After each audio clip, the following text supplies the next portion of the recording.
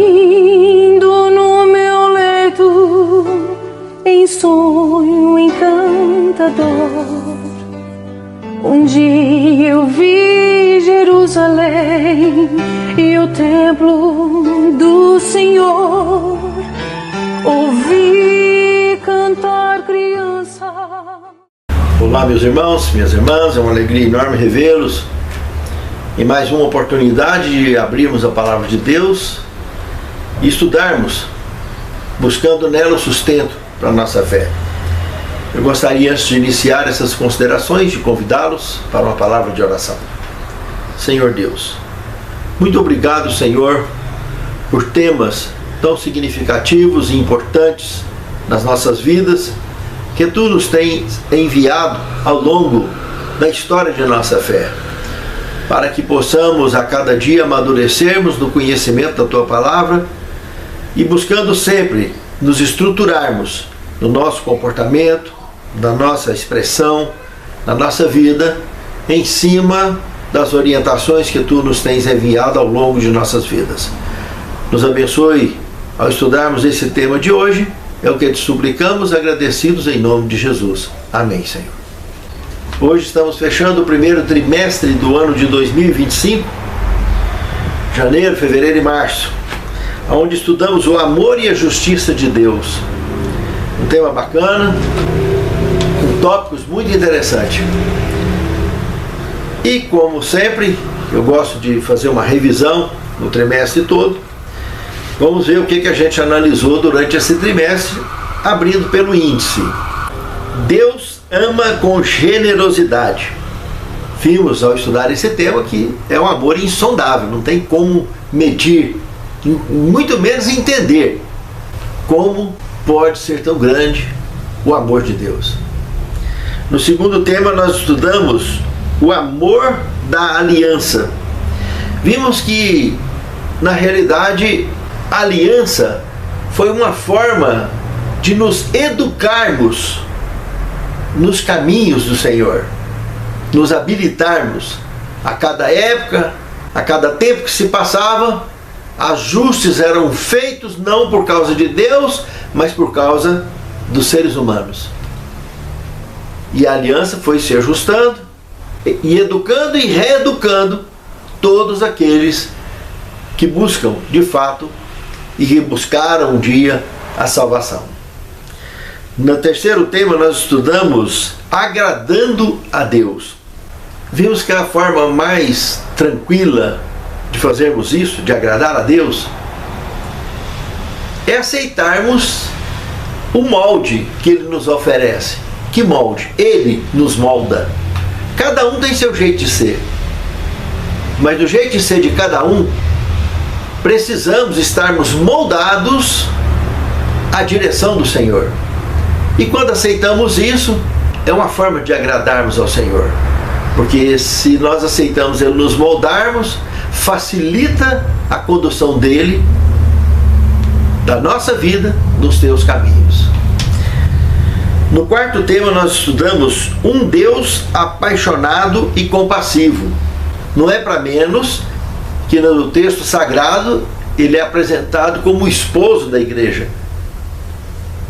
E de fato muito apaixonado. Não é à toa que ele deu o seu único da espécie, o seu Filho unigênito, para que todo aquele que nele crê não pereça, mas tenha vida eterna. Difícil de entender isso. Tamanho amor e tamanha paixão para conosco. No quinto tema nós estudamos a ira do amor divino. Paradoxal, né? Parece meio paradoxal esse tema, mas na realidade até a ira de Deus é fundamentada no seu amor, para o bem-estar dos justos, daqueles que buscam, que amam e temem a Deus. Infelizmente, às vezes ele precisa de tomar medidas muito severas, muito radicais, e isso deixa um pouco confuso a mente de muitos, mas está tudo fundamentado no amor de Deus, até a sua ira, porque Deus é amor. No sexto tema, o amor de Deus pela justiça. É inevitável, né, irmãos? Porque se ele é o criador e mantenedor do universo, ele também é o juiz. Já que ele nos convida a servi-lo em espírito e em verdade, a fazer parte da sua família, nos méritos de Cristo, então a justiça dele é inevitável. Mas para aqueles que andam nos seus caminhos, nada demais, maravilhoso. Mas para quem não anda nos caminhos de Deus, pode ter um preço muito alto. Mas Deus ama. E é uma escola para aprendermos a amar também. No 7º tema, nós estudamos o problema do mal. E descobrimos que o problema do mal, na realidade, é o tempo, né? Porque quem vive na eternidade não está vinculado ao tempo.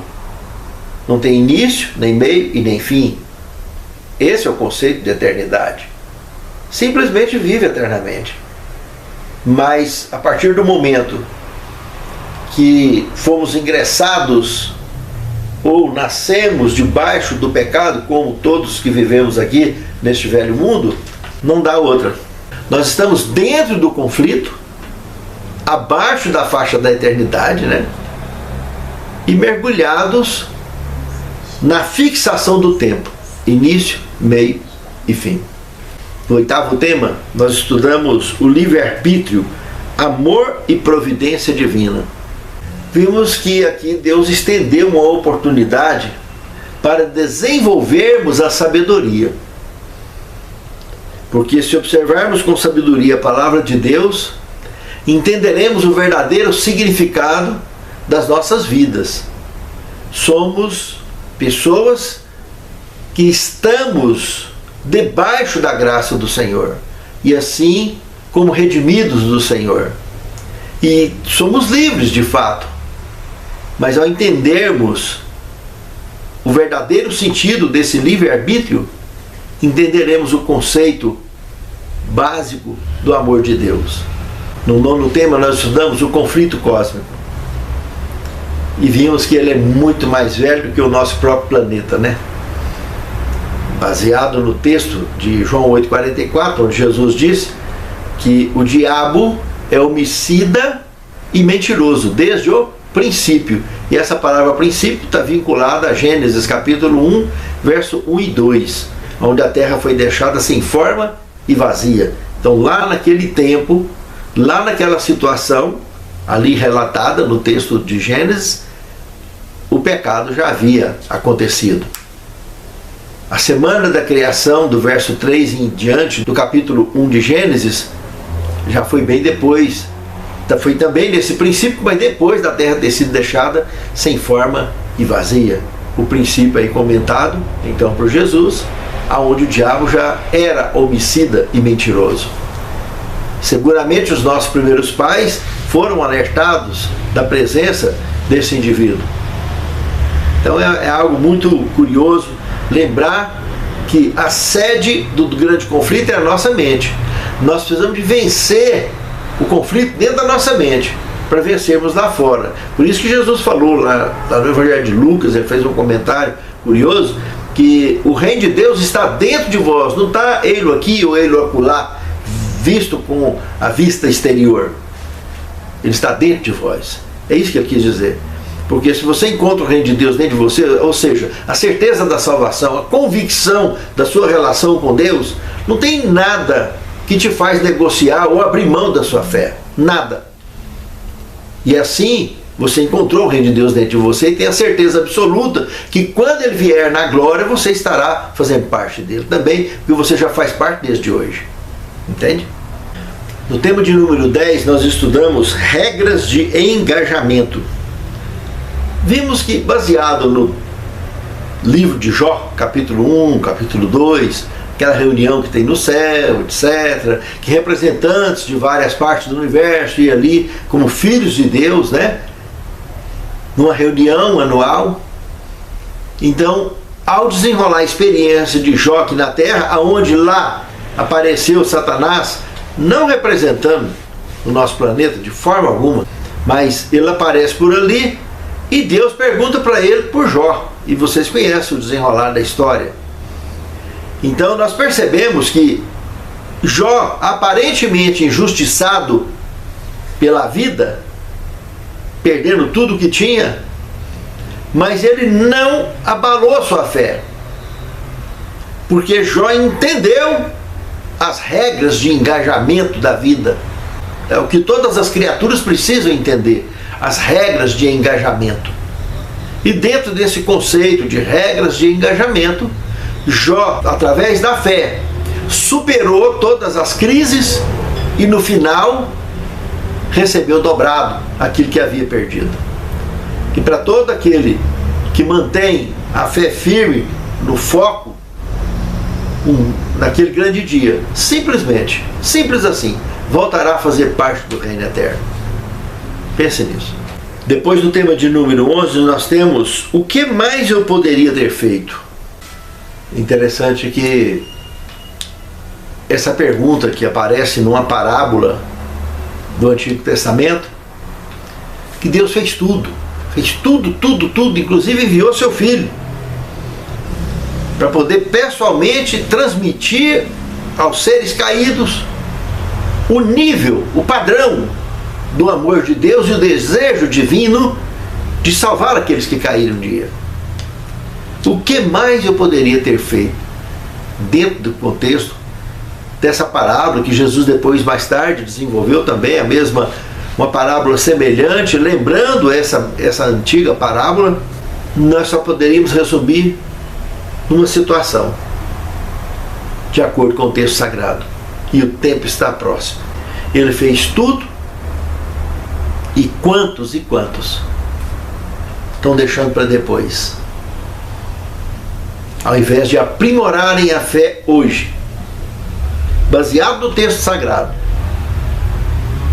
baseado no toque do Espírito Santo individual em cada ser humano, para que amadureça na fé e possa trilhar, cumprindo com a missão que Deus tem confiado a cada mortal. Pense nisso. No 12º tema, nós estudamos amor e justiça, os dois maiores mandamentos. E percebemos que amar a Deus acima de tudo e o próximo como a si mesmo são os dois maiores mandamentos. E o contrário disso, desamor, nós estudamos temas como a idolatria, que é uma forma de desamor absoluto contra Deus, e a injustiça, é uma forma absoluta de desamor ao semelhante, que muito fere a Deus, muito mais do que fere ao semelhante, coisas que custarão muito caro. E hoje nós estaremos estudando: o amor é o cumprimento da lei. Irmãos, Romanos 13:8 diz o seguinte: não fiquem devendo nada a ninguém, exceto o amor de uns para com os outros, pois quem ama o próximo cumpre a lei. É muito importante entendermos isso aqui, irmãos, muito mesmo, porque a lei de Deus não é um conjunto de conceitos abstratos, mas mandamentos e instruções que se destinam ao nosso crescimento. Ela é uma expressão do amor, tal como o próprio Deus o revela. No segundo tema, a lei do amor. Veja que bem que a lei de Deus, irmãos, não consiste em conceitos abstratos, como já comentamos, mas é uma expressão de relacionamento. Os 10 mandamentos proclamados lá em Êxodo 20, eles foram escritos em tábuas de pedra, mostrando que se já existiam outras formas de escrita, por que Deus escreveu com o dedo dele em tábuas de pedra, como revelado em Êxodo capítulo 31, verso 18? Então, tem um simbolismo muito importante nesse ato dele ser escrito pelo dedo de Deus em tábuas de pedra. Algo demonstrando a imutabilidade dessas orientações educacionais que Deus deixou para nós. Adão, na realidade, e Abraão, como comenta no próprio texto sagrado, Abraão viveu 500 anos antes de Moisés, diz que ele guardou os mandamentos de Deus, e não existiu o decálogo. Mas por quê? Porque eles já conheciam a base principal, como existe na eternidade, que é amar a Deus acima de tudo e o próximo como a si mesmo. De maneira subliminar, todo mundo entendia, né? Então, que para amar a Deus acima de tudo, tem 4 mandamentos, o que está resumido na primeira tábua dos 10 mandamentos. E no segundo oitavo dos 10 mandamentos tem 6 mandamentos que mostra como amar ao próximo como a si mesmo. Então é muito curioso como essas coisas encaixam com muita beleza e muito significado. No terceiro tema, a lei é santa, justa e boa. São palavras expressas do conteúdo sagrado, inclusive, né? Mas é curioso lembrar que Romanos capítulo 3, verso 31 e no capítulo 7, verso 7, ambas são duas perguntas. Na primeira, Paulo pergunta: anularemos, pois, a lei pela fé? De maneira nenhuma, antes estabelecemos a lei. A segunda, em Romanos 7, 7, também pergunta: que diremos, pois, é a lei pecado? De novo ele responde: de maneira nenhuma. Contudo, eu não conheci pecado, senão pela lei, porque eu não conhecia a concupiscência, se a lei não dissesse, não cobiçarás. É curioso como o texto sagrado, no pleno Novo Testamento, orienta sobre isso, né? E lá em Mateus, no capítulo 5, verso 17 ao 19, Jesus comenta o seguinte: não penseis que eu vim. Em verdade vos digo que até que os céus, no plural, até que os céus e a terra passem, nem um jota, nem um tio é para ser tirado sem que tudo seja cumprido. E ele acrescenta: qualquer, pois, que tirar qualquer um desses mandamentos e ensinar os outros, será considerado um ínfimo pelo reino dos céus.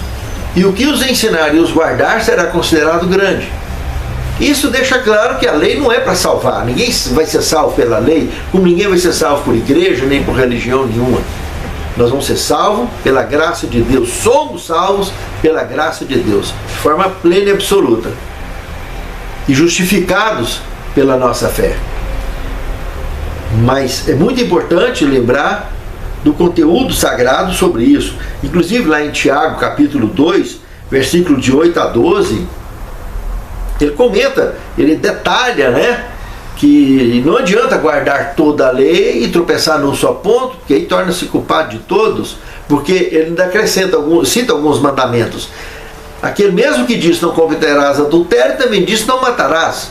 Se tu, pois, não mata, mas comete adultério, está feito transgressor da lei. Assim falai, assim procedei, como devendo ser julgado pela lei da liberdade. Ela é chamada de lei da liberdade. Por que lei da liberdade? Olha, quem é que está livre de fato? Quem cumpre a lei ou quem transgride a lei? Entende? As pessoas que transgridem, que cometem crime, estão presas. E as que cumprem estão livres. Então Tiago fez uma comparação muito interessante nesse ponto de vista. Um outro texto interessante a gente observar, que lá até no Apocalipse, mostrando o desfecho final do conflito, que o dragão irou-se contra a mulher e foi fazer guerra ao restante, ao remanescente, os que guardam os mandamentos de Deus e têm o testemunho de Jesus. E Apocalipse 14, 12, a mesma coisa, também comentando: aqui está a paciência do santo, dos que guardam os mandamentos de Deus e têm a fé de Jesus. Muito interessante, muito curioso. No quarto tema, nós estudamos a lei e a graça. Muito bacana isso aqui. Veja que a salvação sempre foi pela graça, nunca foi de outra forma. A questão é que foi uma trajetória muito grande para Deus nos fazer entender isso. Aquelas ordenanças antigas, mesmo do Antigo Testamento, eram apenas formas educativas para preparar a humanidade para receber o Messias. Então, aqueles sinais, aquelas ordenanças foram cravadas na cruz, a lei das ordenanças, inclusive aquele monte de sábados cerimoniais, como representado inclusive em Colossenses capítulo 2, verso 16, que ninguém vos julgue pelo comer, pelo beber, ou pelos dias de festas, ou pelos sábados no plural. Ninguém vos julgue. Então, tudo isso foi cravado na cruz de fato, porque Cristo chegou. João Batista apontou o dedo para ele e disse: eis o Cordeiro de Deus que tira o pecado do mundo. Então não precisava mais de continuar sacrificando cordeiros e todas aquelas leis de ordenanças que levavam as pessoas a se prepararem dessa maneira para a chegada do Messias. Eles agora já tinham o Messias chegou. E infelizmente veio para que eram seus e os seus não quiseram. A própria liderança judaica, os líderes da sua igreja, exigiram do império dominante, na época, do governo dominante, que era Roma, o assassinato de Cristo. Eu digo assassinato porque não tinha prova para ele ser executado por crime. Por isso que Pilatos pediu para lavar as mãos, covardemente, sendo que ele tinha condição de libertá-lo. E, no entanto, cometeu esse ato de covardia para agradar os contribuintes do governo local, mandando executar o Messias. E graças a Deus que ele venceu por nós. Porque lá na cruz, inclusive, ele falava: Pai, perdoa-lhes, eles não sabem o que fazem. Ele mostrando a graça o tempo todo, que sempre existiu, e é só ela que sempre salvou. Tanto que lá no passado vimos Enoque, que foi vivo para o céu, vimos Moisés, que ressuscitou e foi para o céu, vimos Elias, que foi vivo, transladado vivo num carro de fogo para o céu. Então, a graça de Deus é que antecipou essa salvação de forma absoluta para alguns personagens dos tempos bíblicos. E a grande multidão que ressuscitou com Cristo também, lá em Mateus 27, 51 a 53. É muito interessante tudo isso, irmãos. Mostrar que a graça sempre existiu e é pela graça que sempre todos foram salvos. A questão preponderante em tudo isso é que o preço pelo resgate ainda não tinha sido pago. E na cruz, quando Cristo venceu a morte eterna, aí sim, ele pagou o preço. E constatou claramente o pagamento da salvação por nós. Por isso que para nós é de graça. Estamos debaixo da graça. Graças ao pagamento feito por Jesus Cristo, que envolveu o Pai e o Espírito Santo, evidentemente. Que Jesus foi embora após a sua missão e veio o Espírito Santo lá em Pentecostes e está aqui até hoje conosco, nos fazendo ouvir e entender toda essa orientação da palavra de Deus. Outra coisa interessante é que, se a gente analisar Hebreus capítulo 8, verso 10, ali Paulo está citando um texto do profeta Jeremias, inclusive. O texto do verso 8, do capítulo 8 de Jeremias, lá está dizendo o mesmo que em Jeremias 31 está dizendo. Então, lá está profetizando que viria um novo pacto e que seria feito tanto com a casa de Israel quanto com a casa de Judá. Quando se fala em casa de Israel, irmãos, nós estamos lembrando de quê? Das 10 tribos do norte, que havia ficado com Jeroboão na época, lembra? Após a morte de Salomão, e as 2 tribos, Benjamim e Judá, do sul, então, ficaram com Roboão, filho de Salomão. Os 10 povos do norte, esses apostataram cedo, se rebelaram muito cedo contra Deus. E por isso, Sargão II, em 722 a.C., foi permitido por Deus que invadisse Samaria, que era a capital, e tomasse essas 10 tribos do norte, esparramasse eles sobre a face da terra. E eles quais foram dizimados. Tudo pelo castigo da rebeldia contra Deus, de desafiarem a ira de Deus. Com tamanha rebeldia que eles enfrentaram ao longo de anos. E muitos profetas foram chamados e de nada adiantou. E por fim, a inimizade muito grande entre samaritanos e judeus desde essa época então se desenrolou a ponto dos samaritanos serem considerados como os povos gentios. Eram povos que não tinha moral nenhum, não tinha expressão nenhuma para diante da religião judaica. Eles evitavam de uma forma ou de outra essas proximidades, consideravam pessoas imundas. Tanto na visão do lençol, mais tarde, lembra Pedro lá na visão do lençol, Deus mandando ele matar e comer animais imundos que estavam na visão do lençol, representando os povos gentios. E Deus falou para ele: olha, não considere imundo o que eu purifiquei. Então essa expressão aqui, a casa de Israel, está representando nessa profecia o evangelho sendo estendido ao mundo gentio. E é claro que a casa de Judá também, mais tarde, depois de tanto se rebelarem também, acabou sendo perseguida também e oprimida por Babilônia. e foram levados para Babilônia num cativeiro que durou 70 anos. Só que na casa de Judá, por ironia do destino, justamente Judá, hein? Judá, que foi aquele filho de Jacó que cometeu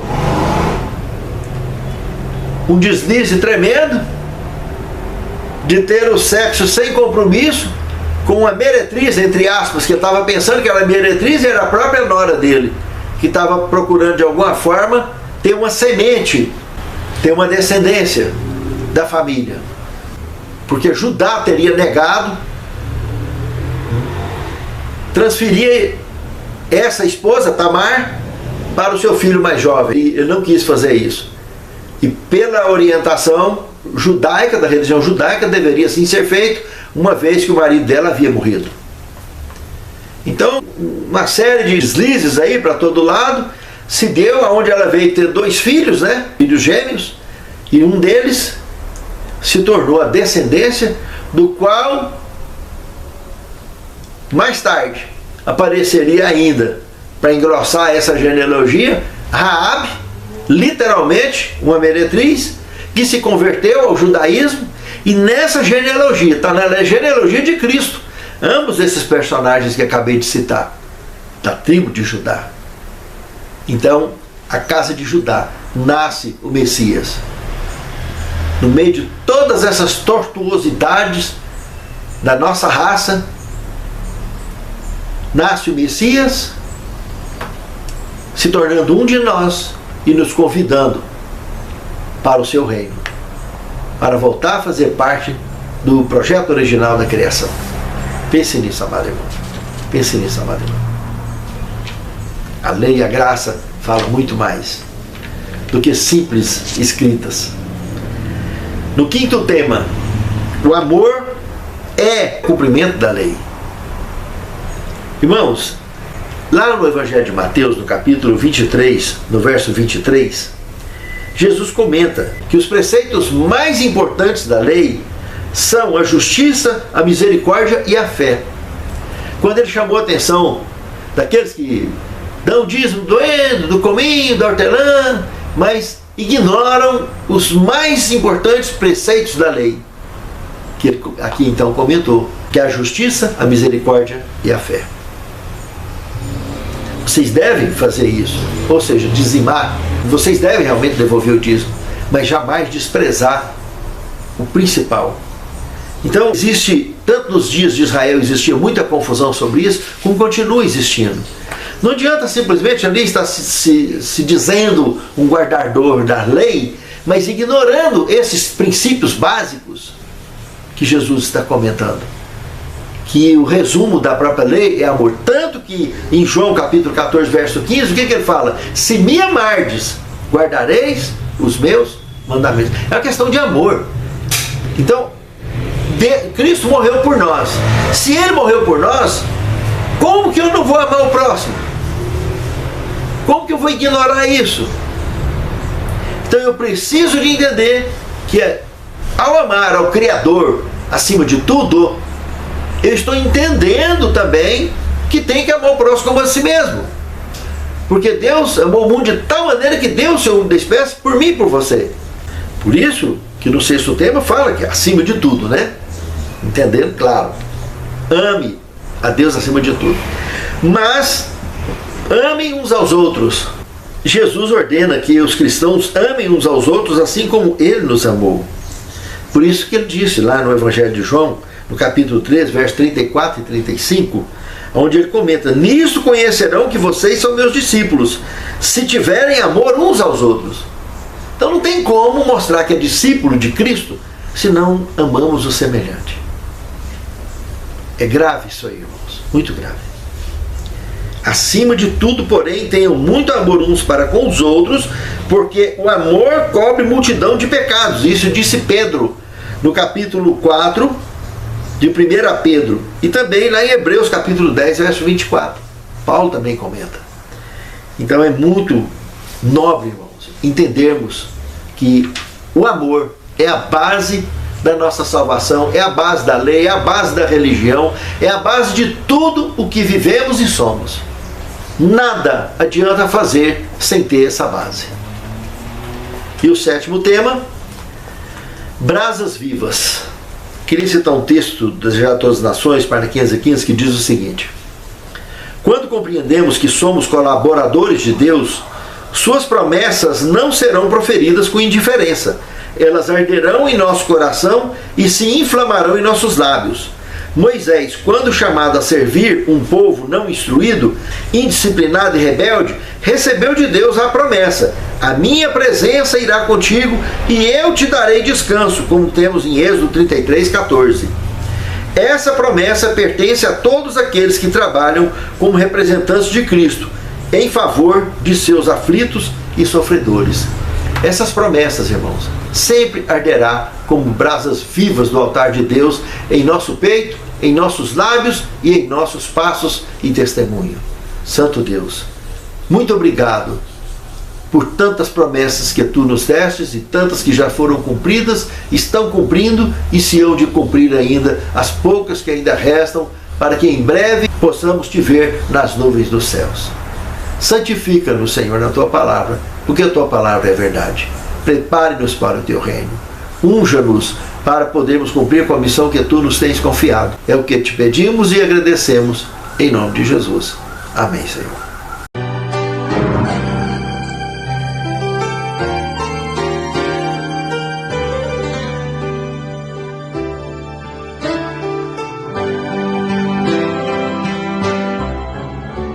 Dormindo no meu leito, em sonho encantador, um dia eu vi Jerusalém e o templo do Senhor.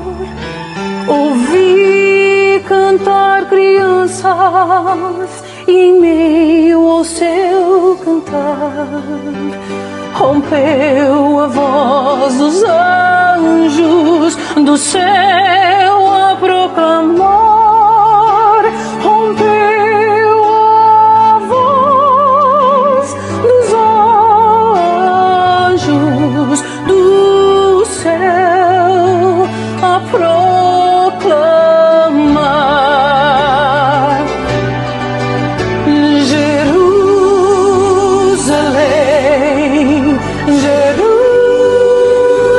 Jerusalém, cantai, ó Santa Grey, Hosana, Hosana, Hosana, vosso Rei.